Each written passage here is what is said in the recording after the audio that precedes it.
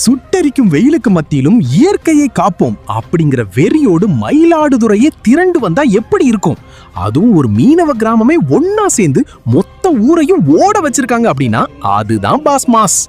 மயிலாடுதுறை மாவட்டம் வானகிரி மீனவ கிராமத்துல பசுமையை விதைப்போம் இயற்கையை காப்போம் அப்படிங்கிற பவர்ஃபுல் விழிப்புணர்வுக்காக ஒரு மெகா மாரத்தான் போட்டி நடந்திருக்கு. மயிலாடுதுறை மாவட்டத்தில் இருக்கிற சின்ன குழந்தைகள்ல இருந்து பெரியவங்க வரைக்கும் ஆண்கள் பெண்கள்னு மொத்தம் 3 பிரிவுகளா இந்த போட்டி பிரிக்கப்பட்டிருந்தது. தர்மகுளத்துல ஸ்டார்ட் ஆகி வானகிரி வரைக்கும் சுமார் 4 கிலோமீட்டர் தூரத்துக்கு இந்த ரேஸ் விறுவிறுப்பா நடந்துச்சு. இதுல ஹைலைட்டே என்னன்னா, ஓடுனா 500க்கும் மேற்பட்ட மக்களும் பசுமையை விதைப்போம் இயற்கையை காப்போம் அப்படின்னு எழுதப்பட்ட ஸ்பெஷல் டிஷர்ட் போட்டுக்கிட்டு ஒட்டுமொத்த மயிலாடுதுறைக்கும் செம்ம மெசேஜ் சொல்லிக்கிட்டே ஓடுனதுதான். இந்த பிரம்மாண்ட மாரத்தான் போட்டியை பூம்புகார் காவல் ஆய்வாளர் விஜயா அவர்கள் கொடியசைத்து துவங்கி வச்சாங்க. சும்மா துவக்கி மட்டும் வைக்காம போட்டி முடிஞ்சதும் ஓடி ஜெயிச்ச அந்த ரியல் ஹீரோக்களுக்கு மேடை ஏறி பரிசுகளையும் வழங்கி வாழ்த்தியிருக்காங்க.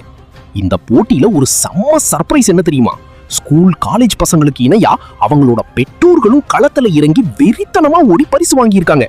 இத பார்த்து அங்க திரண்டிருந்த பொதுமக்கள் கை தட்டி விசில் அடிச்சு தங்களோட வாழ்த்துக்களை தெரிவிச்சாங்க.